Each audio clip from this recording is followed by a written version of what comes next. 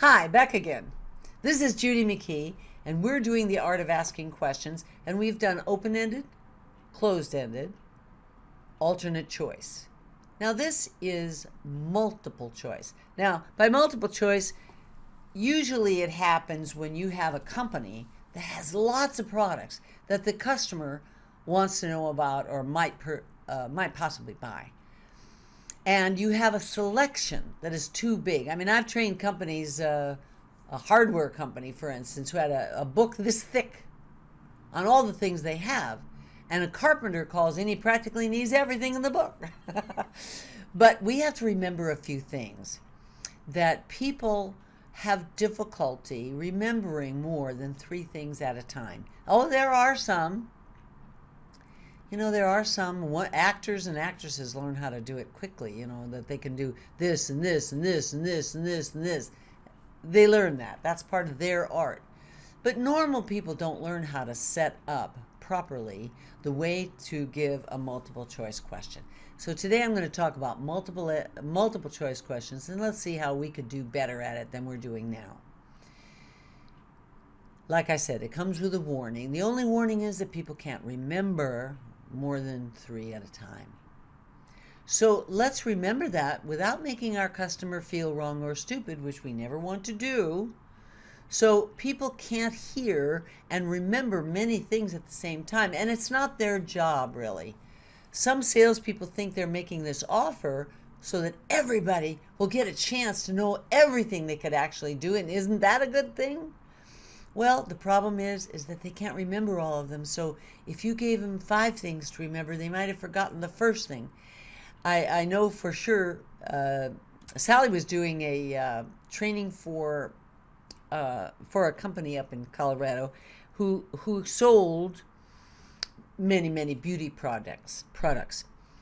And people had to return, or they could return items for full money back. And when they called back, though, the way to speak how to return these products was very complicated. It involved several steps because the fulfillment company that sent out the product was not the same company that was going to receive back the product. So you couldn't just slap on return to sender and call it a day. No, in fact, you had to do many steps. And what Sally heard when she started coaching, she didn't know this until she started coaching these people.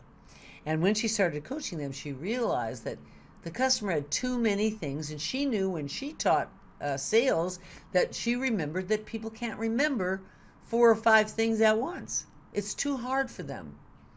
And so they get irritated and annoyed with the representative who is only trying to do their job. So it's very important. Sally said, wow, I think I can fix this. By the way, it also made the call very, very long because the customer would say, what was that first thing I was supposed to do? They would get instructions, and the instructions were long-winded by the customer service representative. And the customer would say, I remember step 1, but what was step 2? So Sally changed it all based on this theory that multiple questions are too hard for the customer to answer. So let's break it down. In this case, we were giving responses to how to return the object. So Sally started the whole thing. She sat down and she cut their call time by about 5 or 6 minutes because what she did was say, oh, thank you, Mr. Customer, for calling us before you send it in, because there are a couple of steps that you have to do that will make this very easy for you. And I will give it to you in a step-by-step method. Do you have a pen handy? All right. Step number 1, blah, blah, blah. Okay, good. Now we move on to step number 2. Very good. Okay, we're still on it. Step number 3. Good. 4 is so easy. Just do this. Great. And 5, this. Okay? Well, you're all set. Just so go ahead and return that and go back to the website and see if you can't find something else that you like better. Thank you very much for calling us today. We will get that back to you within 24, get the money back to your credit card within 24 hours of receiving that object. Okay, thank you very much. Bye-bye. Piece of cake, cut the call from I don't remember what you said till that's too many things. This is complicated. This is hard to do. I don't want to do it, blah, blah, blah. Sometimes you just say, you might want to write this down.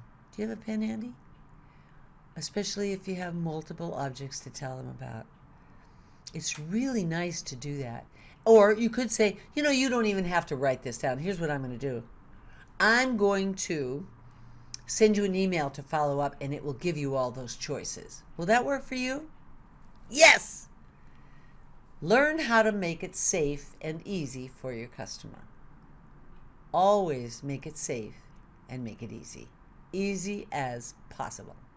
All right, now we have learned the 4 basic questions.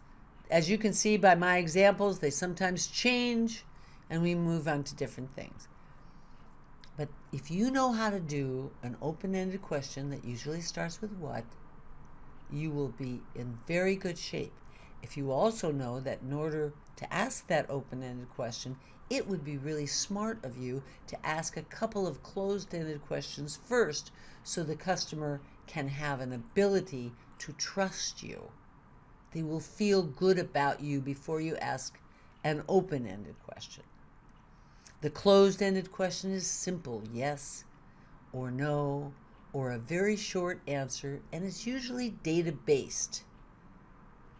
If you watched an old TV show where they show a detective asking questions, closed-ended question, where were you Thursday night at 7 o'clock? All right, so we want to ask open-ended, closed-ended. Closed-ended are easy, but they put you right back on the spot to talk again, where you're going to start with the llama and acknowledge whatever they said, make a comment on what they said, and ask your next question. It's either going to be opened or closed.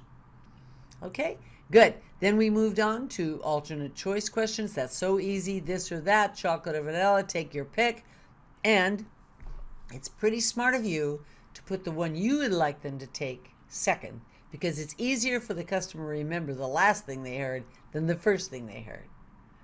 And then the multiple choice. Be sure that on multiple choice questions, you make sure that the customer can hear every choice so that the customer can make the choice that works best for him or her.